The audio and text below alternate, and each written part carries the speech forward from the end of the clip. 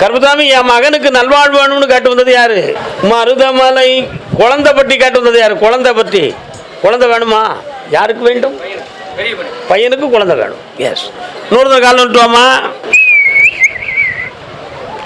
அப்பா அப்பா, என்ன வேணும் பிள்ளைக்கு? எங்க இருக்கான்? கல்யாணம் முடிச்சுட்டானா?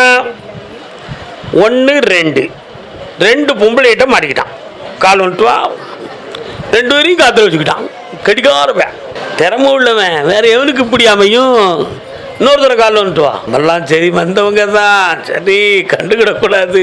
உன் பையனை இப்போ 1 குடியில இருந்தும் திருத்தணும், இன்னொரு கூத்தியாட்ட இருந்தும் திருத்தணும்.